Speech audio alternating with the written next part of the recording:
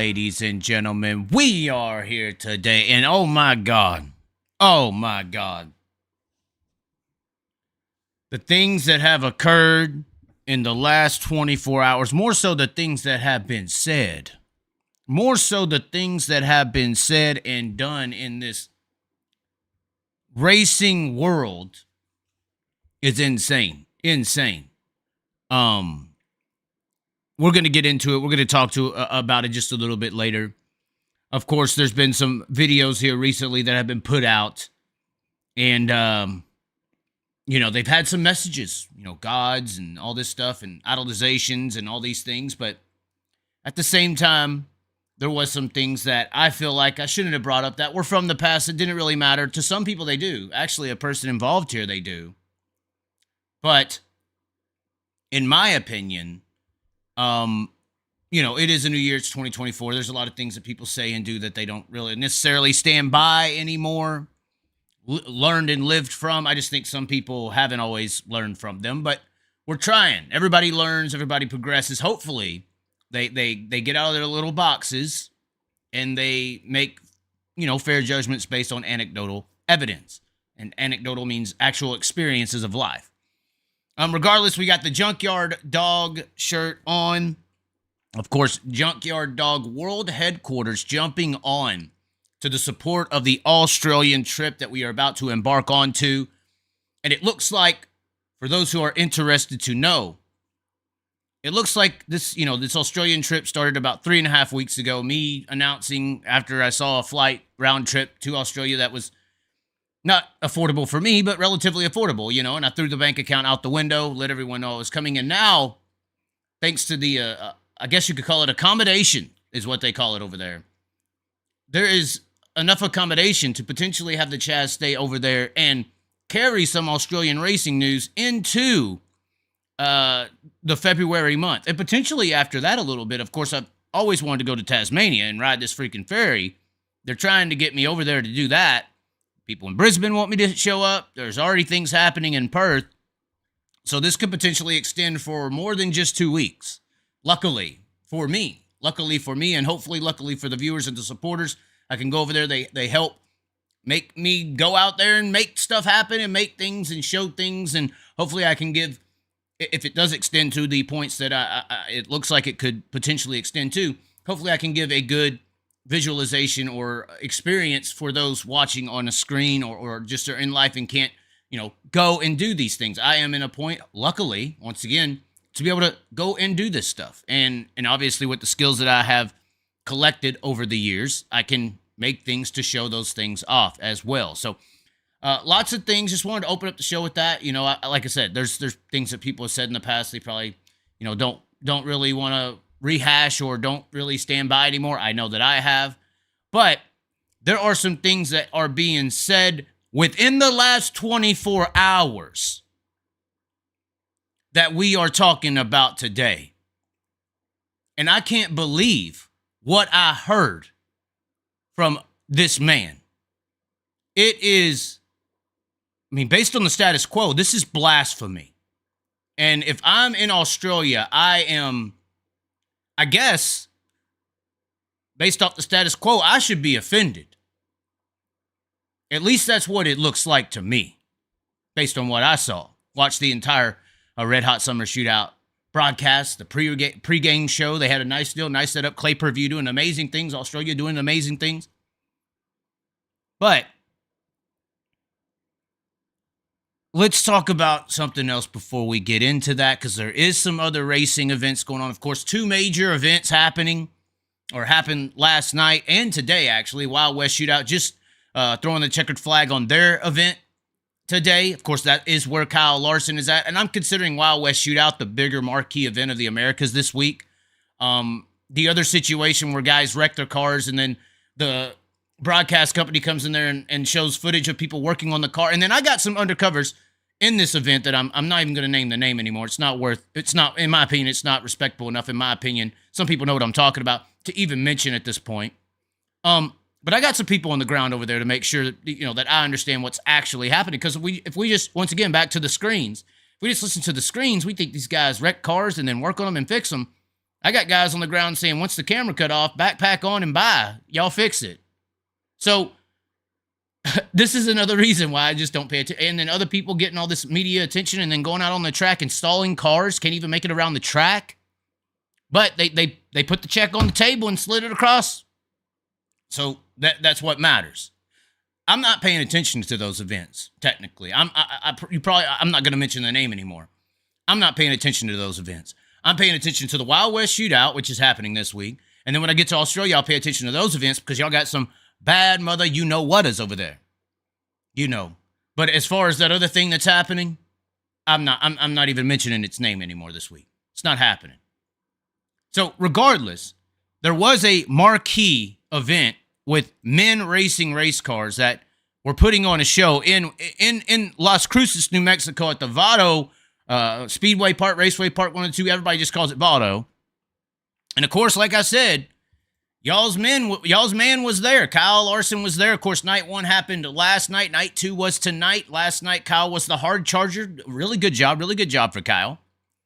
But tonight, unfortunately, for Kyle Larson fans, he worked his way up to the front, started, I believe, 4th, they said. Got up to 2nd, was battling for the lead. Mike Marlar freshly new, debuted this new team. He's with Skyline Motorsports. Really good team, really good people over there. And he was leading the race. Kyle couldn't handle him. And then Ninja showed up. This Ninja right here, Bobby Pierce, showed up, blowed around both of them. A little bit of a very close, one of those Bobby Pierce moves. Was it dirty? Was it not dirty? On Mike Marlar. Mike Marlar, obviously a very smart, wise racer. Kind of got out of the way. A big slider happened in 3 and 4 from Pierce in the late stages of the race. Kind of pushed Marlar over the cush, it looked like. I mean, he could have stayed into the groove and probably got hit. I think contact would have been made in that scenario if Mike Marlar does not drive over the cushion of the racetrack. I think that contact would have been made. But fortunately, no contact was made, but it was a slide or die situation. And Bobby, I believe, in the post-race said that, this was my chance to win. I had to go for it. He said that his car wasn't really right. He said that his car really wasn't right, but he had to keep on going and trying to win the damn race, and he got it done. He drove by Kyle Larson. He drove by Mike Marlar. He fended off Tyler Erb. Now I believe Larson fell back to 4th or something like that, and I've been saying this for a long time now, that the dirt late model scene of America is the most competitive form of motorsports potentially in the world. I'm not just comparing to sprint cars, I'm comparing to F1, I'm comparing to all of them. I don't think there's another form of motorsports out there that has the amount of drivers with the amount of competitive race vehicles. That other race this week definitely does not even scathe into that scenario. There's about 30, 40 competitive vehicles. In this thing, everyone's got a competitive vehicle. The guy who's running up front could be running at the back the next day. Look at Cade Dillard, was very competitive last night. I didn't see him much in the frames. But that's how deep this late model field is. And this is the Wild West Shootout, obviously kind of like a winter event. And not all of the late model guys were even there. Jonathan Davenport wasn't there. Chris Madden wasn't there. Brandon Shepard wasn't there. There's about 10 or 15 guys that could have been right there with Larson and Bobby Pierce that weren't even on the scene. So that's how deep, and I understand in Australia, y'all don't understand. And I saw Devin Moran, I believe he's still over there, not sure.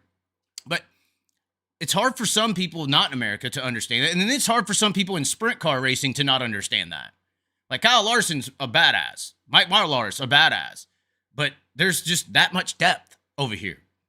And I really enjoyed hearing Bobby Pierce say that he didn't think he had the car to win the race, but he kept pushing and made it happen. And then Mike Marlar said that he had a different tire on the vehicle. Now, that's a very interesting statement to say, I have a different tire on the vehicle. Now, in late model racing, he's talking about having a different compound on his vehicle.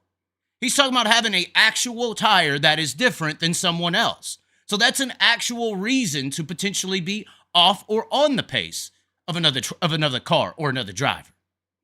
Now, I want you to slot what I just said into your mind. He's not saying that he had a tire on that he's not used to and that everyone else is on.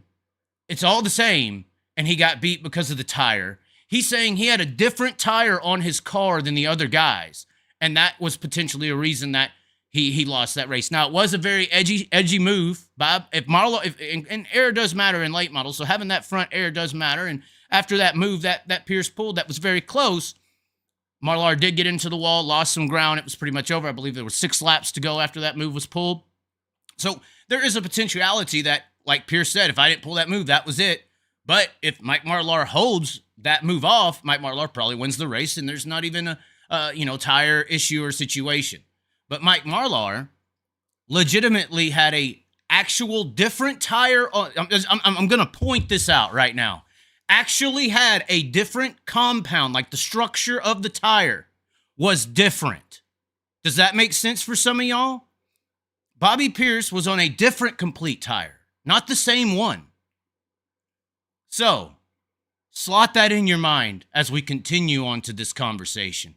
Regardless, badass driving by Bobby Pierce. He always puts on a show. He always throws these crazy moves. I think he gets hated on most of the time for the, in my opinion, Bobby Pierce pulls crazy-ass moves in a clean fashion 85, 90% of the time. But those 10% where he does mess up, he does make a mistake like everyone does, he gets hated on for it 10 times as much as someone else who doesn't really throw those moves, doesn't really complete those moves, and maybe throws one of those moves once in a blue moon and it doesn't work, or it does work and doesn't get the hatred as much.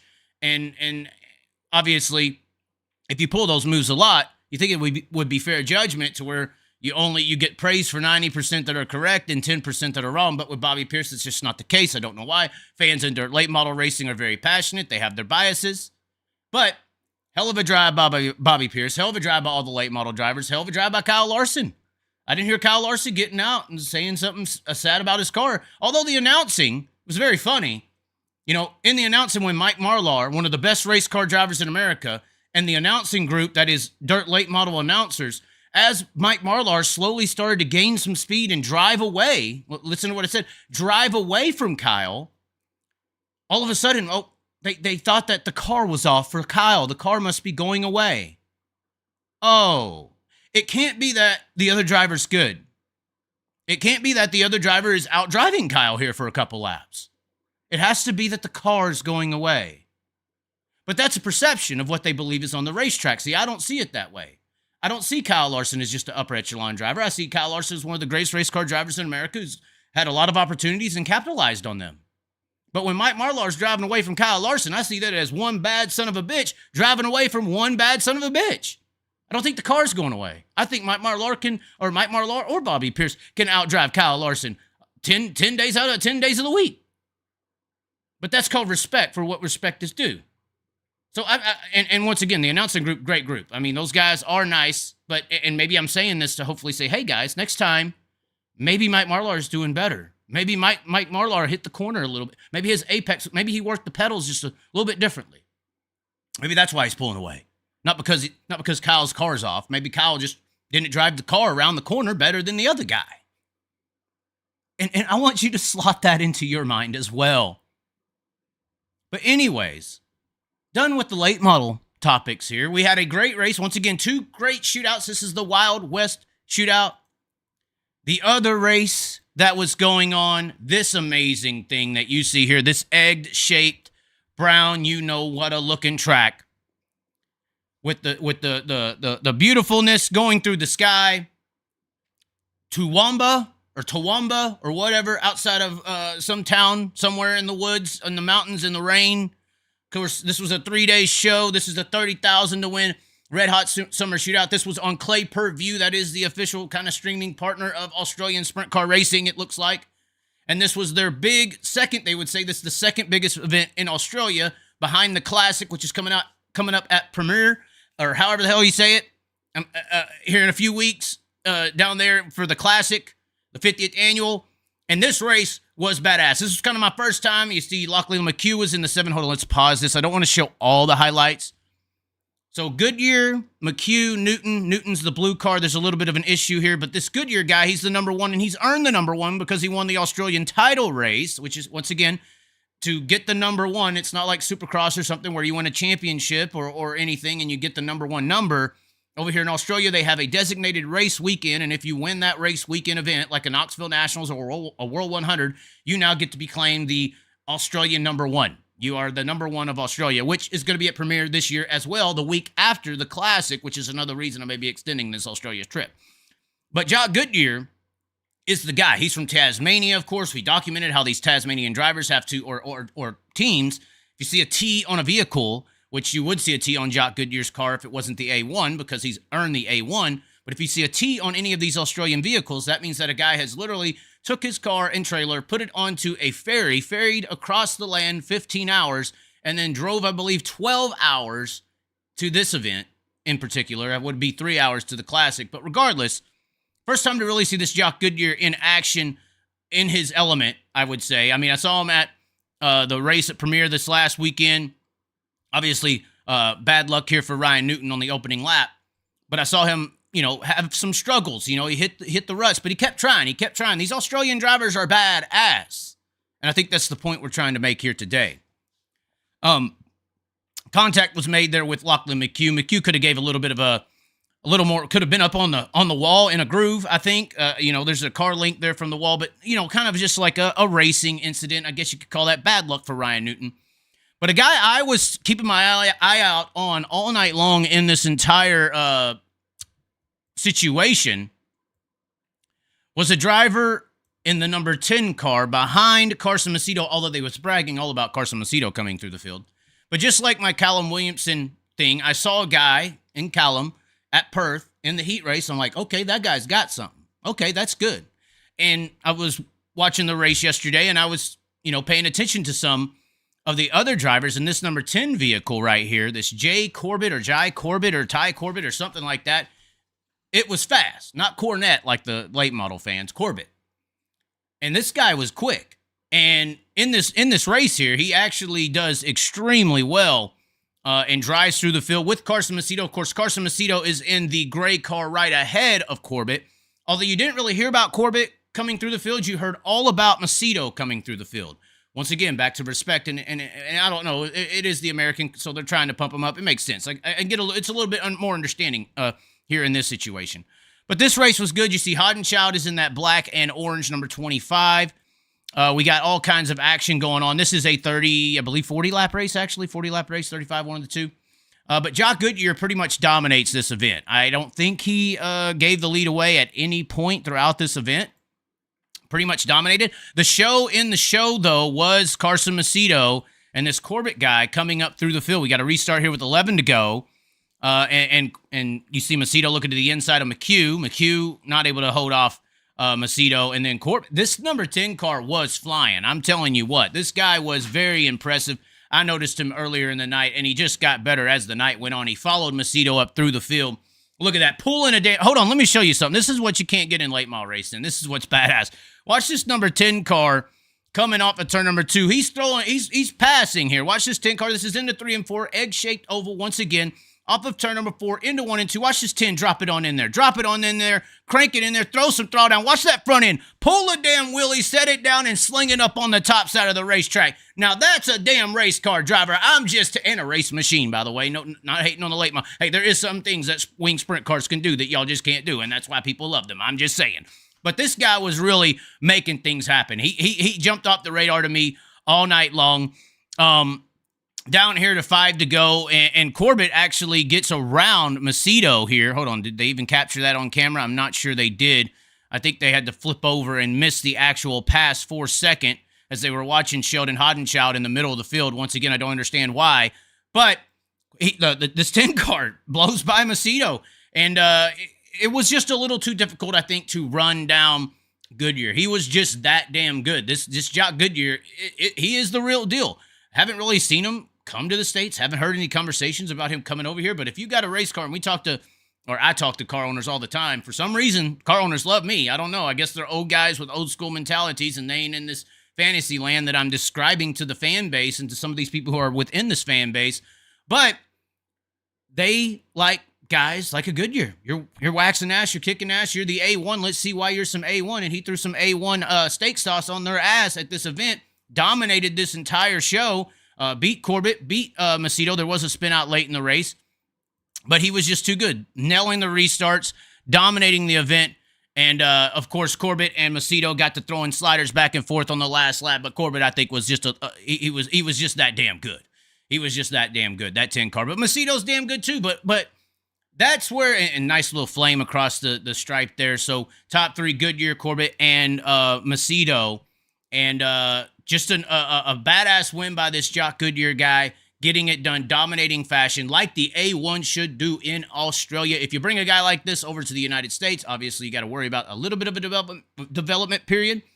And obviously he's from that more so central, eastern Australian scene. And based on some of the descriptions I've been given, unlike Callum and them on the Perth side where the tracks are a little bit bigger, these are a little bit more short track style areas.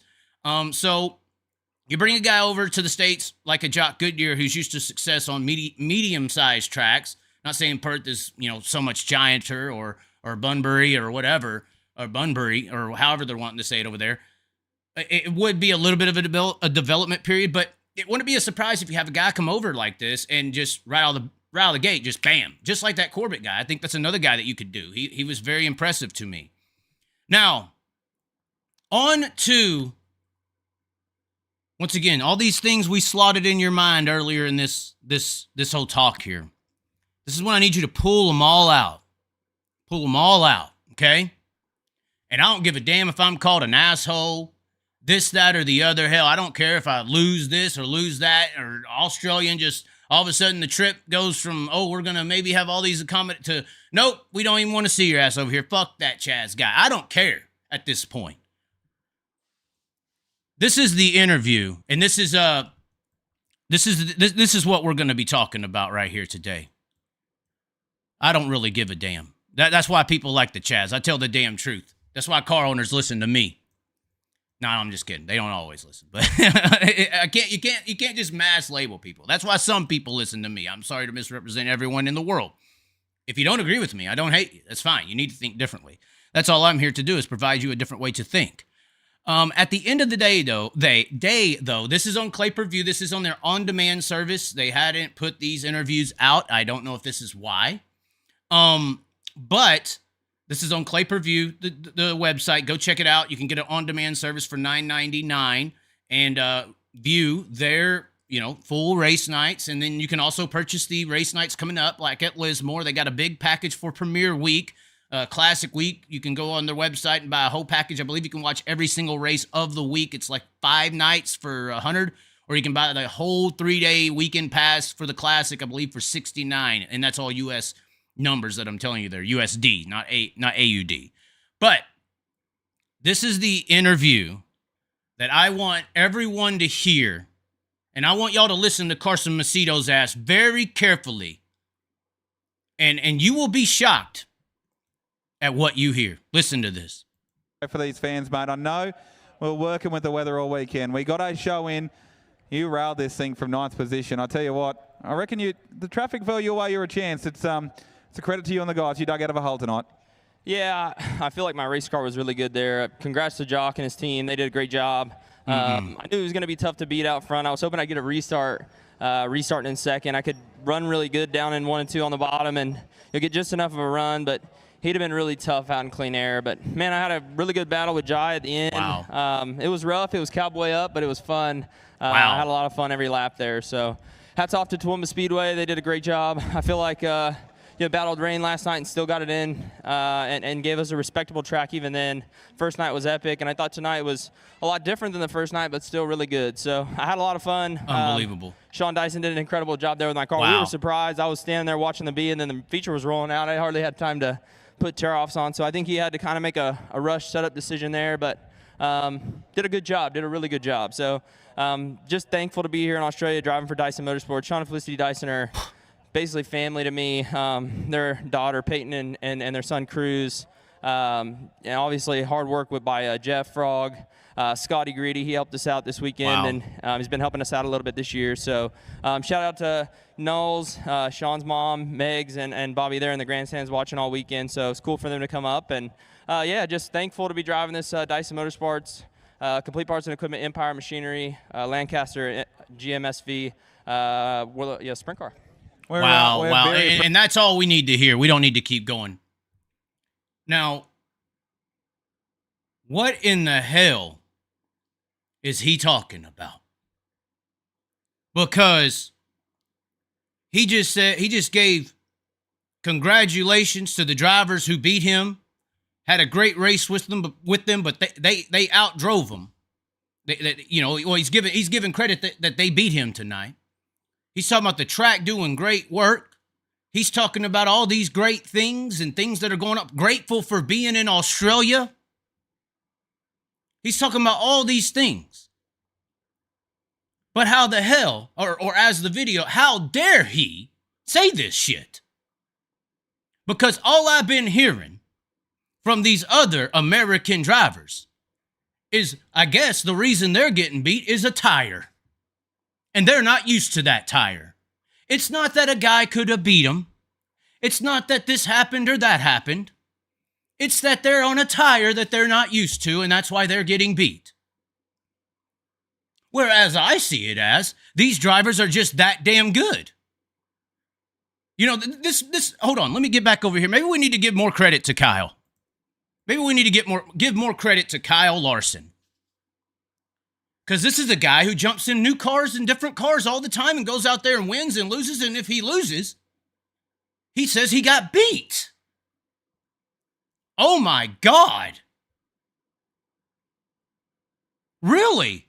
He says he's grateful to be in the car and on the track, and they're trying really hard. And when he gets beat, he ain't blaming tracks. He ain't blaming cars. He ain't blaming tires that everyone's on.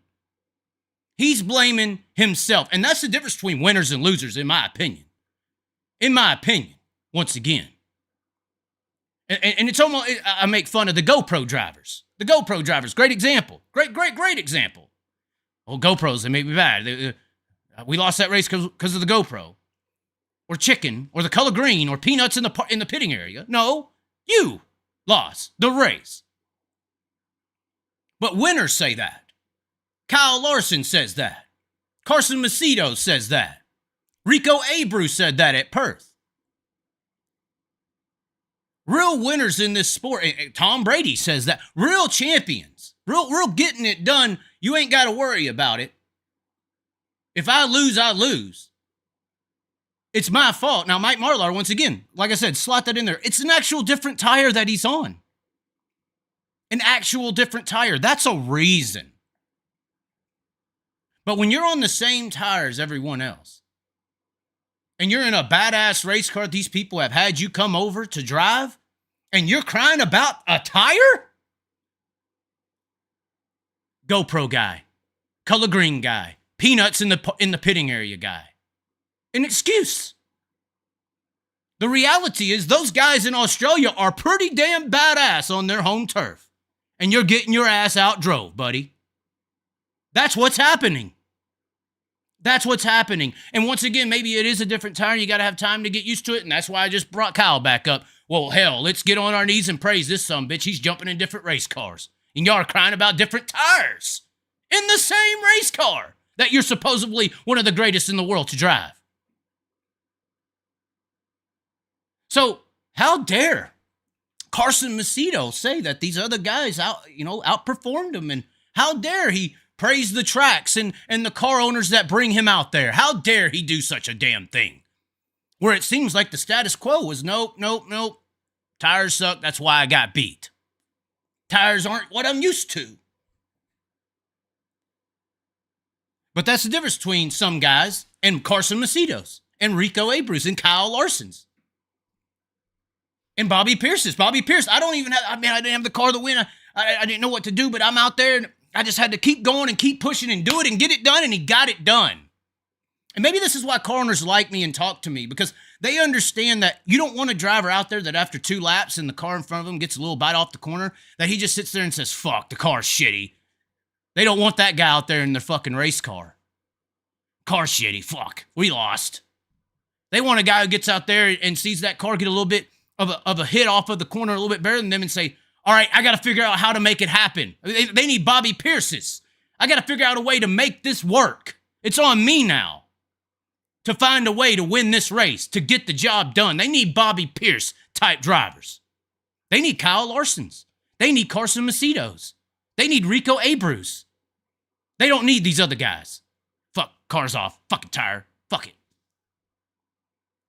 Those are the losers. And it's a mentality thing. Tom Brady and all these big-time champions, they talk about stuff like this. In the face of adversity, what do? Do you take responsibility and lead a team to victory, or do you just shelve it and go bitch and cry and throw your helmet on the bench? So, I just, throughout that entire broadcast on Clay Per View, that notion that I was hearing was already getting me pissed to hear that. Because I know there's other drivers out here in this world, not only this in America, obviously there are, and it seems like Australia, that are just as badass as some of these marquee guys who think they are marquee. They just got opportunities too. Coach Trickle said it best, I guess. A bunch of money or a last name. So, I was getting a little agitated, and then when I heard Carson Macedo jump out of that car, after that dude I've been watching all night that caught my eye yesterday, actually, in the prelim, and he stayed with Carson, then drove by Carson, then outdueled him in the final laps, and then I was expecting Carson to get out of the car and say, this tire, I'm just not used to it, and track, and I was expecting that to happen, and then when Carson got out and spoke like a winner, and spoke like a champion, I once again, I don't care if I'm kicked out of Australia or people don't want me around for I'm saying this or whatever, but I had to say something about it because that's how it's done. That's how Larson does it. That's how winners do it. That's how champions do it. So I was getting really upset about it. I was getting really upset about it. And maybe I got some coffee in me. I am actually from Texas cup here that I got. I just was so, I don't know, I guess lit down. I was talking the other day about how many things these Australian drivers have to go through to even attend some of these races. Like the drivers from Tasmania fucking putting whole race teams on a ferry riding 20, 30-foot swells across the damn Bass Strait Ocean, halfway risking their lives in that crazy-ass scenario. Then paying all that, then unloading the car, then driving across the country to run these freaking races. And I was talking about the appreciation that those drivers have, the desire and will to even race because they love it. And then when I hear some unappreciative shit, when they're just getting their ass handed to them, that's when they're just getting their ass handed to them, and instead of saying, I gotta be better, it's this, that guy, and this and the other, and that tire, and all this shit, it just pisses me off. I hate ungratefulness. And some of these guys are better. Some of these guys that are saying this stuff, their talent's actually good, but their mind is holding them back. And maybe me saying some of this stuff will maybe unlock some of those keys. Oh, wow, that does make sense. Maybe if my mentality when I come off the corner on lap 2 and this badass driver from Australia pulls 2 car links on me off the corner, or I enter the corner and the car doesn't do what I want it to, instead of me saying, fuck the tire, I'm over here saying, all right, how did I enter the corner? How do I do it differently? How do I make it work? How do I adjust to the vehicle? How do I change my driving style to be better, to catch up with that guy? That's the dude who's going to win who thinks like that. That's the dude who's going to be on the podium, like Macedo.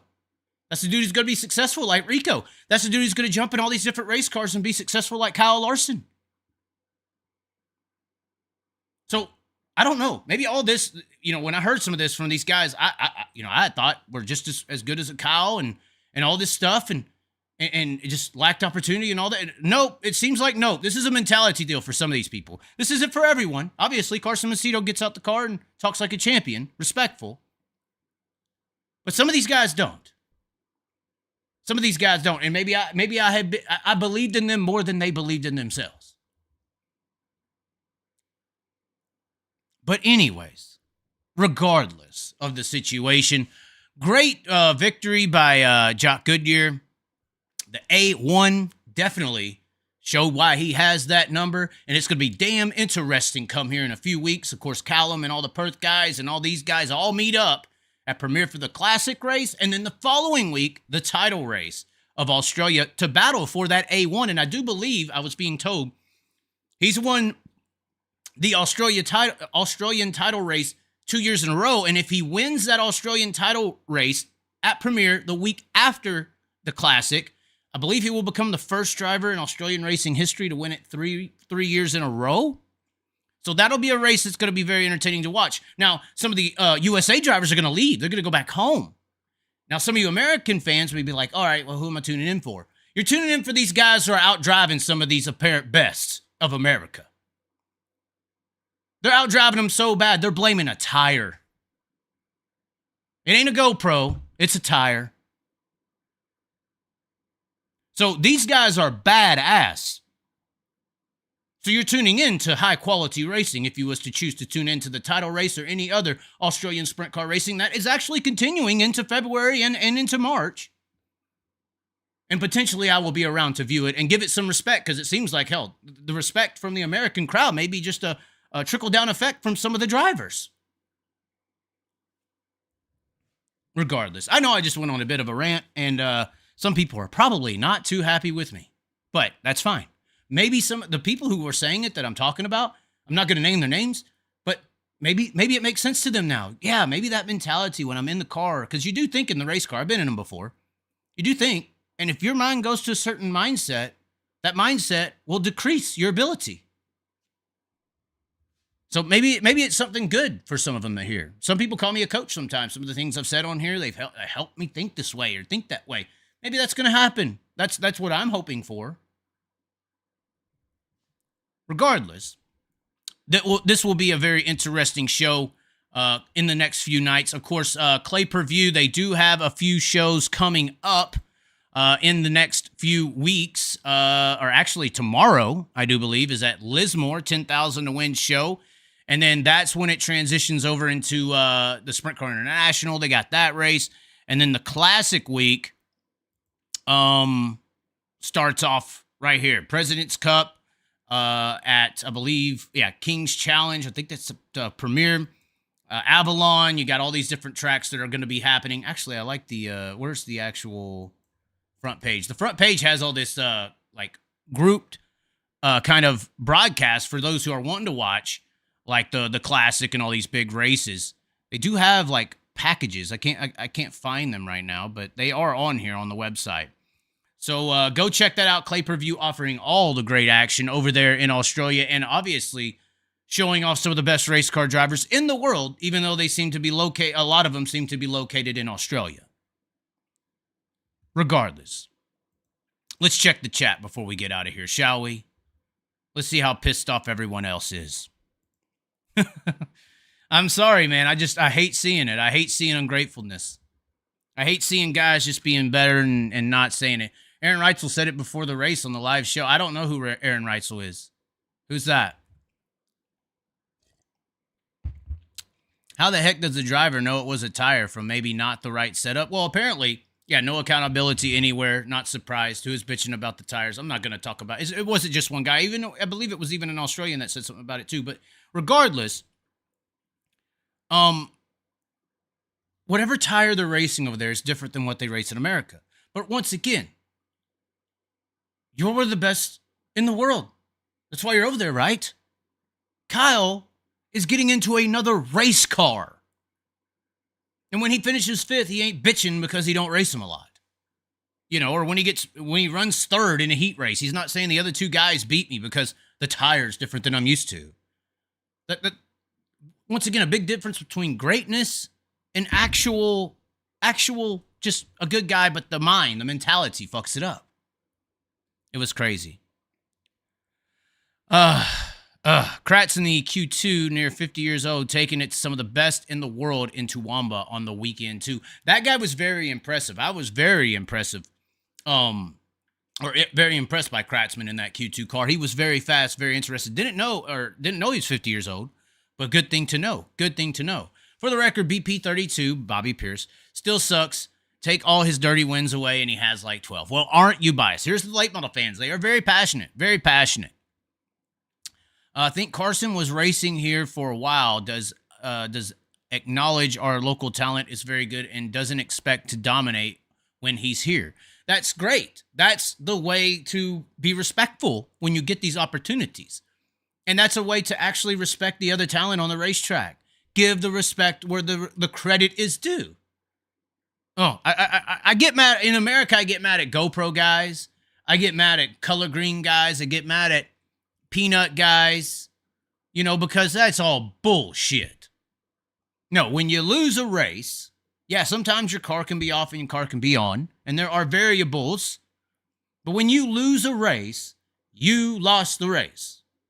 Now, the guy who goes to blaming greens and GoPros and colors and chicken and shit, those are the guys who lose.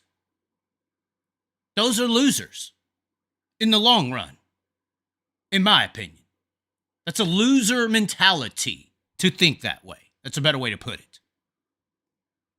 Real winners, real champions are like Bobby Pierce, even though this guy don't like him. Halfway through the race, he's got Kyle Larson on the track in front of him. He's got Mike Marlar leading the race in front of him, and he knows he don't have a car like they do. But he doesn't think like a loser. He thinks like a winner. I've got to find a way to get it done. The team has given me a race car. They've given me a motor. They've put me here at this racetrack. They believed in me. Sponsors are on my cars. Everyone's put everything that they can into me right now in this moment. And the car's a little off, but I have to do it. I have to find a way to win. Sometimes it's a little dirty. Sometimes you take a risky move. Sometimes it works out clean. Sometimes you push a guy over the cushion and he gets into the wall a little bit. But that's how winners get it fucking done, dude. Bobby Pierce, these guys ain't fucking color green guys. That's not how they think. Although the Australian colors, I think one of the main national colors is green. Green and gold. Actually, the new circle on the Chaz here, on the actual YouTube page, is my version of our going down under colors. Let me show you what I'm talking about. We got our little down under colors for the logo of the Chaz here on the page now. I'll show you what I'm saying. You see the little circle. These apparently are some symbolistic colors for Australian racing. That green, that gold, I believe are the national colors. And then the orange is not our bright orange like the Chaz, but it is, I believe, an Australian orange or represents the Outback. So in this trip we're doing, we're also, twisting up the logo just a little bit to symbolize where we are headed. But who knows? Maybe after this opinion on some of their boys, it may be a different situation. But that's just what I think. Best you can't have amateurs beating professionals. Exactly, and that's the point. That was the point. When I was hearing the tire comments, every time I heard a tire comment, I heard these guys aren't better than me. Only reason they're beating me is because of a tire. That's all I was hearing. I'm going to talk to Wayne Johnson about this. I wonder if he thinks the same way. I'm drunk AF right now. Bobby Pierce can drive. He found the top, then slid Marlar and put it in the perfect position to pass him. You're right. Now, it was a close move. It was a close move there, Mudslinger. He did. If Mike Marlar don't, because he saw Bobby going and he kind of tried to go up as far as he could and jump the cushion, went off the track and hit the wall. If he don't do that, there is potentially some contact. But Bobby Pierce wasn't thinking, my car's too slow, I can't get it done. Bobby Pierce thought he had a car that was off and drove around Kyle Larson in a Kevin Rumley 6 car. The ungodly best vehicle, the mind innovator engineer of Kevin Rumley, the smartest man potentially in the history of dirt late model racing's car. And Bobby Pierce, with a car he didn't think was good enough to win, drove by him. The car didn't do that. The mentality did. Kyle Larson had a car mid-race to win. He will get a win or two this week. Yeah, he had a car about like Bobby Pierce, but he didn't win the race because Bobby Pierce had that mentality. Who knows how Kyle Larson thinks? I think Kyle Larson views it as more of a hobby. So when the car's not right, he's just like trying to do his best, but he ain't like, I got to win this. I don't have to pay no damn bills. I mean, just winning this race or not, I'm just here to have fun. I'm in dirt. I think that's why Bobby Pierce drove by him. Bobby Pierce ain't thinking like that. Bobby Pierce is thinking, I got to win this race. Bobby Pierce is thinking how I just thought, where Kyle's like, this is fun. I'm in a great car. Don't want to tear it up. If I can win, I can win. If I can't, okay. I'm doing my best, but it's not like this is going to make or break my career, or I'm going to, not have a nice night at a dinner somewhere if I don't win this race. Where I think Bobby's mentality is just in another position of winning, of getting it done. Now, I don't think Kyle Larson's car technically went away. I think Mike Marlar and Bobby Pierce are just as good, if not better, drivers than Kyle Larson in dirt late models, for sure. And that's where I give respect to the other dirt racers, unlike some of these Kyle Larson night fans who just think Kyle's just so much better than everyone else, and the only way he loses is if his car is off. Me. No, he gets beat because other guys are just as good as him. Although that's not a potentiality, apparently. Not even to some of the announcing groups. I think you're right. Bobby Pierce is a man possessed right now, continuing where he left off last season. And once again, even though Kyle, I think he ended up fourth, he could have logistically, if all the late model hitters were there, if Ricky Thornton and some of the guys weren't playing at Chili Bow, or Jonathan Davenport wasn't just chilling at his ranch, that would have probably been an 8th to 10th place finish for Kyle Larson. And Kyle Larson finishes 8 to 15th a lot in dirt late model racing. You just don't see headlines about it. You just don't see headlines about it. The dirt late model crowd handles Kyle Larson's ass pretty damn easily. A good amount of them do. Now, Kyle Larson wins because Kyle Larson's one of the greatest race car drivers in the world. So he's going to get some of his as well. But that field, that depth, that determination, that drive, that non-snobbiness, appreciative attitude of the dirt late model drivers, and just the back to mentality of what they do, they got a hell of a roster that is hard to keep up and beat. Hard to keep up and beat. Guarantee it. Garrett Thompson. Oh, God. We're having a Thompson issue. Larson had his car super free. Probably one of the most free cars I've seen. Excuse, crybaby.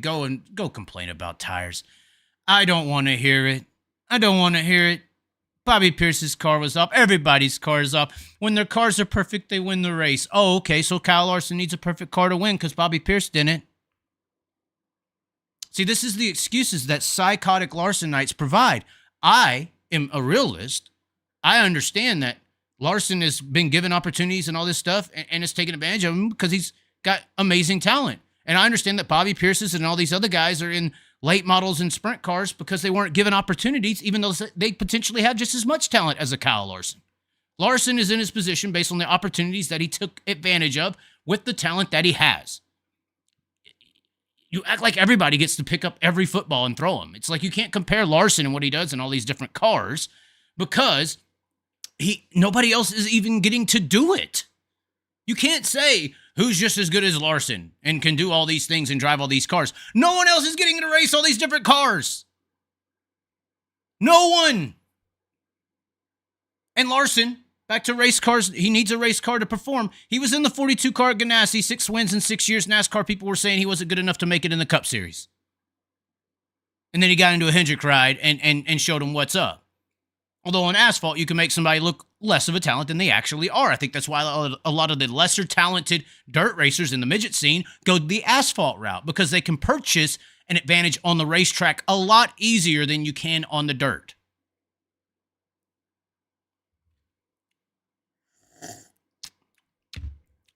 But they're stalling out midgets. I didn't say one thing about the tires. Pierce obviously faded at the beginning and then drove back through the field. He was there at the end. That's what matters. No, I'm saying you sat here and said Larson had a car super free, most free car I've ever seen. He couldn't overcome that. Oh my God, it's the most freest car I've ever seen in my entire life. That's why he lost. I just can't. Larsonites. This is the Larsonite. A Larsonite. Do we need to go read the definition of what a Larsonite is? Do we need to go get the Larsonite definition t-shirt out? Do we? We coined this phrase a long time ago. Tanner Thorson was one of the first big names to like it, for the record. Although Tanner Thorson and, whatever. Let's see, the Larsonite shirt. Let's bring this up because I think we need to bring it up for some of these people who are just disconnected from society or disconnected from how racing operates. I think Kyle will agree with most of the things I say. We've had this conversation before. So on the Long Live the Chaz website, you got the I'm actually from here stuff. You got the this, that, and the other. Here's the Larsonite definition shirt. Let's bring this up for this Thompson guy. There we go. You may be a Larsonite if you, well, this is my definition for you people. And this is almost dead on. This shirt's so old, this definition's so old, and this guy basically just did it word for word. A delusional, this is the joke part, and then 2 and 3 are more serious. A delusional, most likely psychotic fan of driver Kyle Larson. That's definition number 1. It's a noun, by the way. Number 2, believes the only way Kyle can lose is because his car is off, not the fact that another driver could be better. And number 3, this is the truth for the entire sprint car world, actually. A sprint car fan at heart and only watches NASCAR because they like the movie Days of Thunder. I should have put as a kid in the 90s. So they cheer for real-life characters that remind them of Cole Trickle, sprint car drivers from California that go to NASCAR and race rowdies, Jeff Gordon, Tony Stewart, Casey Kane, now Kyle Larson, Christopher Bell. The icons of the sprint car world switch from Kinzers and Swindells to Cole Trickles. And that's what's happened to our sport. Did not happen to late model racing. Did not happen to late model racing thanks to icons like Scott Bloomquist. But anyways, it was a great thing that NASCAR did by throwing Steve Kinzer in a junk car and embarrassing him in NASCAR Cup racing. Threw together a team just off the fly. Kinzer didn't get no prep races in K&N or ARCA or trucks or Busch Series races. They just threw him in. Dirt sprint car, Cup Series. Oh, Kenny Bernstein, how many years of owning a car do you have and experience in putting a nice car on the racetrack? Nope, none. Just throw him the fuck out there. 7 races, let's embarrass him so that Jeff Gordon looks like a superior talent, and that's why he's in Cup racing and doing better. Very good psyop. I would call this a psyop, personally. But, there's always a but. So anyways, that is Garrett Thompson. And I'm sorry that I have potentially shared the last name with you. But that is exactly who you are. That is exactly who you are. I'm just playing with you, but it is funny. I need to buy that Larsonite shirt, laugh my ass off. It is hilarious. It is hilarious because it is true. Chaz, calm down. You are getting out of control. I'm drinking coffee out of my I'm actually from here Texas shirt while I'm wearing my Junkyard Dog. I need to put these on the website. We may get some permission and maybe actually put them on there. They're really nice. They are really nice. Pick to win the overrated race in Tulsa. I really don't have one. Whichever kid gets lucky enough, potentially of Justin Grant or T-Mez or one of the. I would love to see Ricky Thornton Jr. do well. I would love to see Tim McCready do well. But you're at such a disadvantage when you're in that building. I heard a story. This is not 100% fact. Let's just call this a lie. I heard a story. And this is a lie. Once again, none of this is factual, just my opinion. This is what I'm making up. This is all just a joke. How about this? Tim Engler was in search to get his cranks made for that Ford motor in the midget department. But when he went to certain people who produce cranks for those motors in midget racing, they rejected him because the company that begins with a T told them not to do it. Told them not to work with Tim Engler on developing that motor to race in midget racing. Once again, rumor from the damn widow mills. Not sure if it's true or not, but I wouldn't put it past them. Wouldn't put it past them. Ever since that T company came in the building and turned midget racing into all about just getting little boys and girls to spend all the money in the world. You used to get in a Coons car because you were a bad son of a bitch. You didn't have to rent those things. You didn't have to rent them. If you were one of the best drivers in the world, you got thrown into a Coons car. Not anymore. Not anymore. And that's why the only premier marquee event happening this week, in my opinion, for the respect, is the Wild West Shootout. Personally. I hope some other people had the psyop of that event removed from their mind very soon. Because that's a ship that sailed, guys. Unfortunately, the midget vehicle is amazing.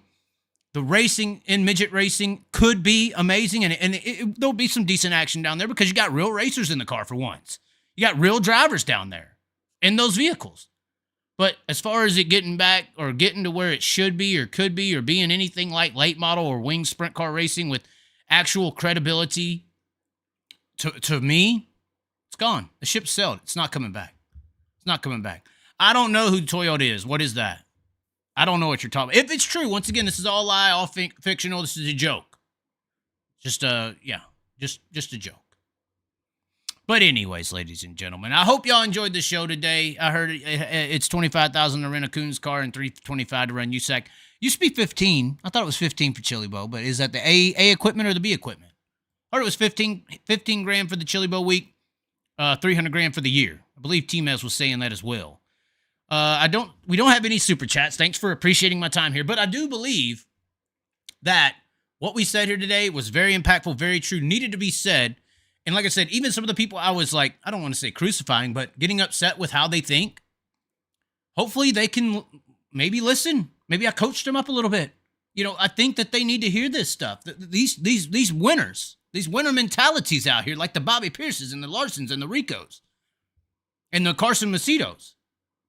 They're out there thinking differently than you, and that's why they're up. That might be, maybe, just why they're a couple spots ahead. Maybe. Mentality is a big deal. We don't focus on it, especially here in the white community, enough. Mental health. Or confidence. We don't talk about it enough. It's really a confidence issue. So, anyways. Brady Baldwin, see you next week, Chaz. We will see. I plan to arrive in AUS this Friday and head over to Avalon for the President's Cup, I think it is, or something like that. And then Simpson. I'm really looking forward to this Simpson Speedway. I'm really looking forward to it, personally. It's going to be awesome. It's going to be awesome.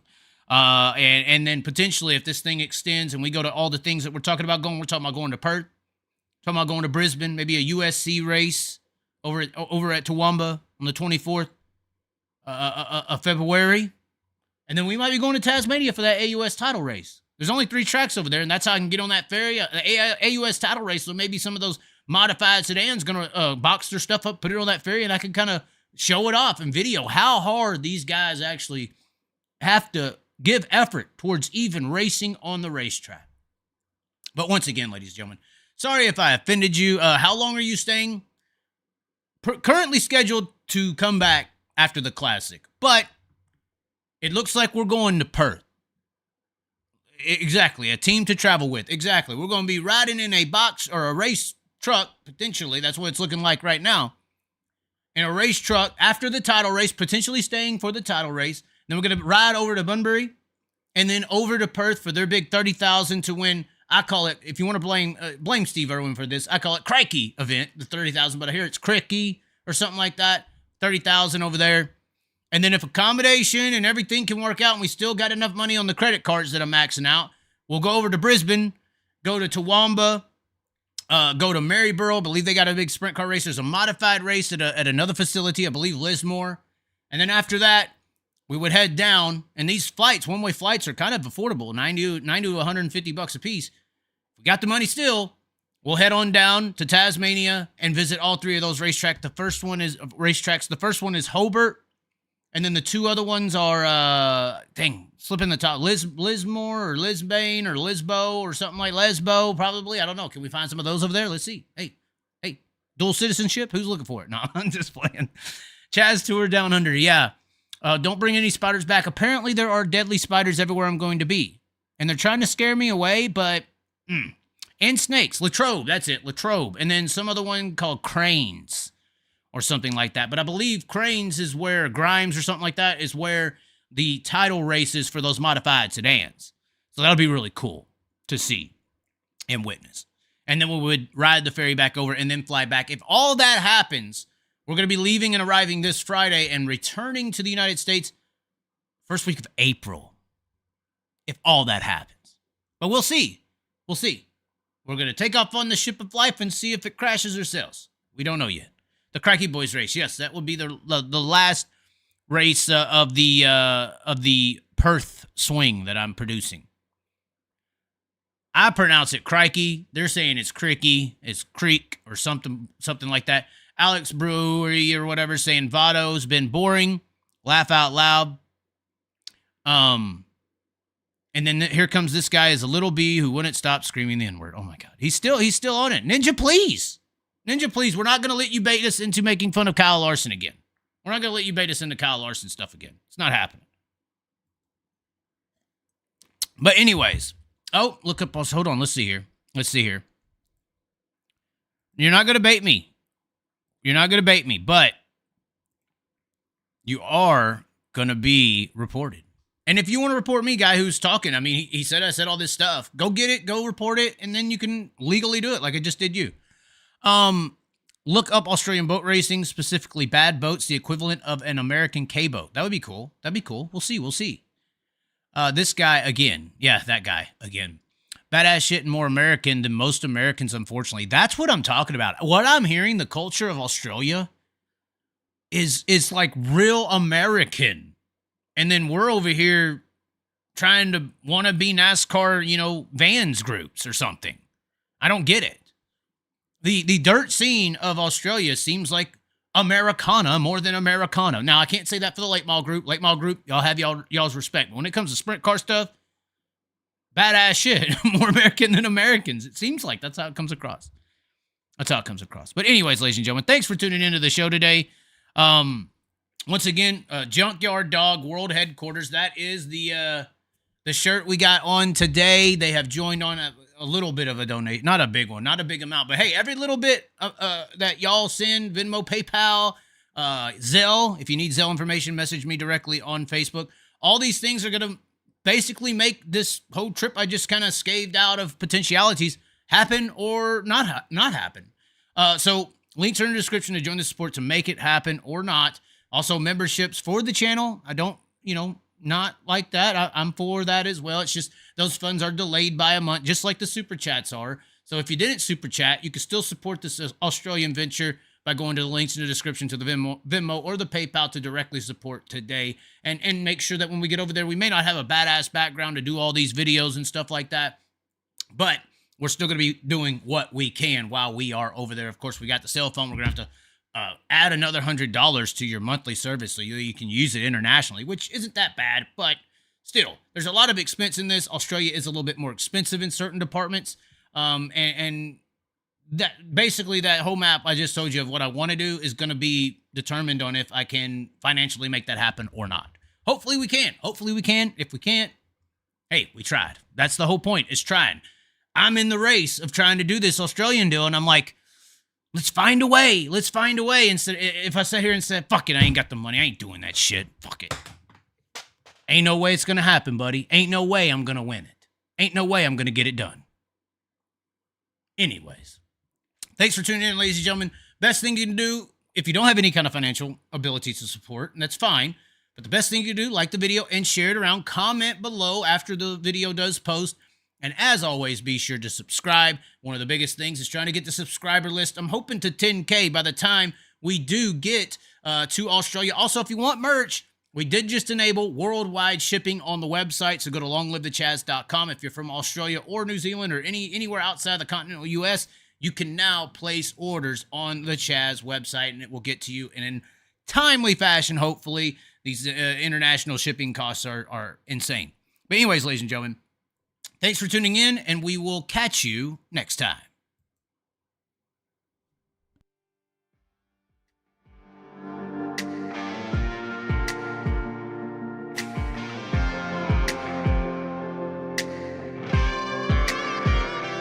We can ride high, we can ride low. We can ride anywhere we need to go. We can ride all night up to the morning, as long as we make the show. We can be the best, or we can be the worst. We can be the best thing you ever heard. With the motor singing and the grandstands ringing, it's hard to put it all in words. But this is how we ride, this is how we do. Riding mud, sliding up higher in the groove. Don't give a damn about the cash we're spending. With the time we got, we choose to play it on the go, to stay out on the run. We all high, wild, and handsome.